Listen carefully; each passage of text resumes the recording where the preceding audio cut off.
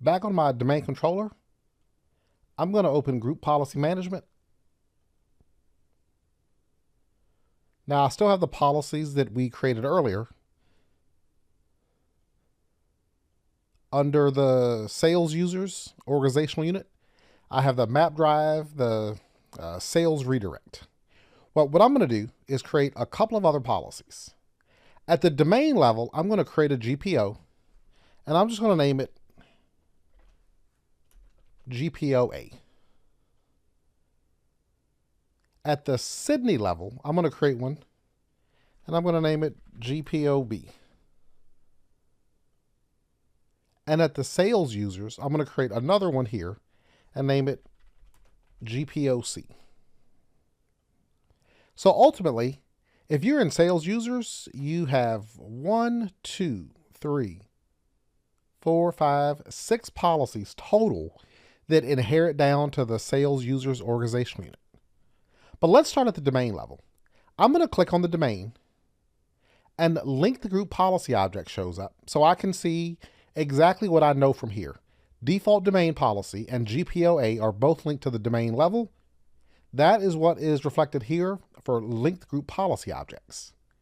If I click on the group policy inheritance, now these are not inherited. They are set directly at this level, but we see the default domain and the GPOA. Notice the precedence. The lower the number, the higher the precedence. So if there is a conflict between a setting in GPOA and the default domain policy, you go to some setting in GPOA and you click enable for that setting. You click disable for the same exact setting in the default domain policy. Because of the precedence, the default domain policy would win. In reality, it's the last policy processed, and the last policy processed will win any conflict. But what's interesting, notice default domain policy is precedence 1. If I go back to link group policy objects, you'll see default domain number 1.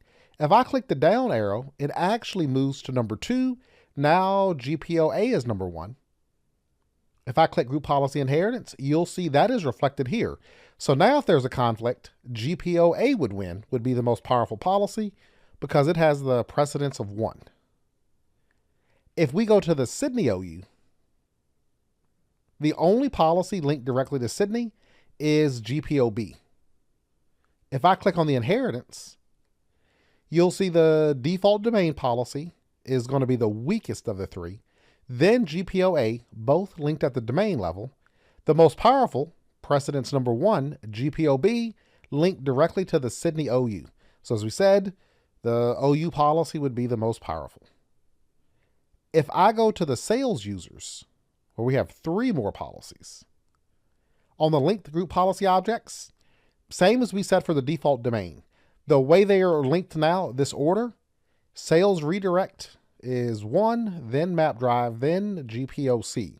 You could alter those by moving them up and down in the list if you wanted to. But when I look at inheritance, we know that sales redirect is going to be the most powerful because that's the way they carry over. So when we look at this, sales redirect is going to be the precedence number 1, then the map drive, then GPOC, all linked directly to the sales users organizational unit. Then the parent OU, Sydney, has GPOB linked to it, would be the next most powerful. Then the 2 at the domain level, they ultimately would be the weakest. So in reality, when this is processed, it's going to process GPO with a precedence of 6 first, then 5, 4, 3, 2, 1.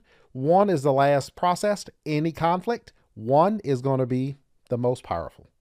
And just like we looked at with the default domain, if I go back to the link group policy objects and I decide I want GPOC of these 3 to be the most powerful, I can just move it to the top of the list.